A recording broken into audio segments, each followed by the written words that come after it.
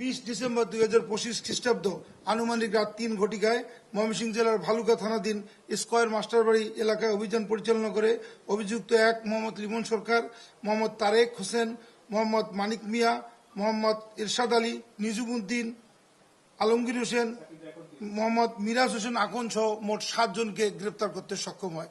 পরবর্তী আইনানুগ ব্যবস্থা প্রক্রিয়াধীন রয়েছে।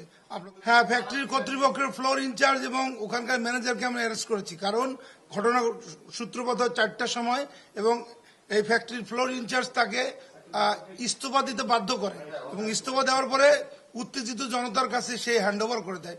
পুলিশের কাছে কেন হ্যান্ডওভার করেনি এবং তার নিরাপত্তা কেন নিশ্চিত করেনি, সেজন্য সংশ্লিষ্ট কর্তৃপক্ষ যে পায়োনিয়ার নিট ফ্যাক্টরির 2 জন এমপ্লয়িকে আমরা অ্যারেস্ট করেছি। এই 7 জনের ভিতরে 2 জন এমপ্লয়ি আছে।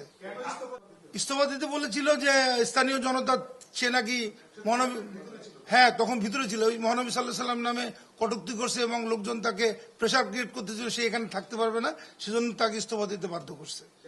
এই জিনিসটা খুবই অস্পষ্ট। আমরা বারবার চেষ্টা করেছি জানার যে কাকে বলেছে, কি বলেছে, এটা কিন্তু কেউ বলতে পারেনি।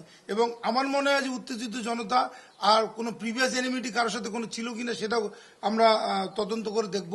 কিন্তু একটা লোককে এই অভিযোগে মেরে ফেলা এবং গাছের সাথে ঝুলিয়ে তাকে হত্যা করা, মানে আগুন দিয়ে হত্যা করা, এটা কিন্তু কোনোভাবেই আইনে কভার করে না এবং আমরা কোনোভাবেই, সরকার এবং আইন শৃঙ্খলা বাহিনী এটাকে কোনোভাবে স্পেয়ার করবে না।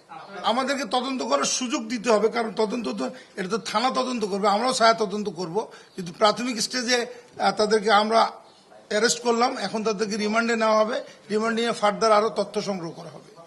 কোনো রাজনৈতিক পরিচয় আমরা এখন পর্যন্ত জানি নাই, এখন পর্যন্ত বলা যাচ্ছে না। বাট মহানবী সাল্লাল্লাহু আলাইহি সাল্লামকে এবং ধর্ম নিয়ে যে কটূক্তির ব্যাপারটা, সেটা আমরা যোগাযোগ মাধ্যমে জানতে পারি এবং এই কারণেই তাকে হত্যা করা হয়েছে, এটাও যোগাযোগ মাধ্যমে, সামাজিক যোগাযোগ মাধ্যমে আমরা জানতে পারি। সূত্রপাত কার সাথে হয়েছিল, সূত্রপাত তো হয়েছিল এটা নিয়েই, ফ্লোরেই তাদের সাথে বাকবিতণ্ডা শুরু হয়ে গিয়েছিল এবং তাকে কোনোভাবে আর ফ্যাক্টরিতে রাখা যাচ্ছিল না। বাইরের লোকজনের প্রেশার ছিল, ইনসাইডারদের প্রেশার ছিল, সে কারণে তাকে ইস্তফা দিতে বাধ্য করেছে এবং উত্তেজিত জনতার কাছে হ্যান্ড ওভার করে দিয়েছে। আমরা যাদেরকে অ্যারেস্ট করলাম এদের ভিতরে কিন্তু হিটার আছে, হ্যাঁ, তাকে জিজ্ঞাসাবাদ করলে হয়তো জিনিসটা বের হয়ে আসবে, একটু সময় দিতে হবে। না, হিটার সন্দেহ করার কিছু নেই। মোহাম্মদ তারেক এখানে আছে, সে হিট করছে। এইটা এই মুহূর্তে এই জনসম্মুখে মানে মিডিয়াতে বলা যাচ্ছে না, তাকে আমরা, সে আমাদের নেটওয়ার্কের মধ্যে আছে, আমরা ধরবো, এখনো হয়নি।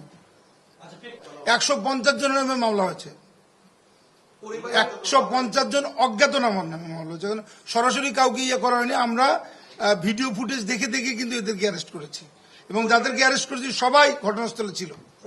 যে আমরা কিন্তু প্রাথমিকভাবে আছি, আমরা যে তদন্ত করছি এবং আমাদের ছায়া তদন্ত চলবে। আমরা 7 জনকে অ্যারেস্ট করে ক্ষান্ত হব না, আমরা চাবো 150 জনকে অ্যারেস্ট করতে এবং কি কারণে ঘটনাটা ঘটছে সেটা আমরা আনার্থ করার চেষ্টা করব। সবাইকে ধন্যবাদ।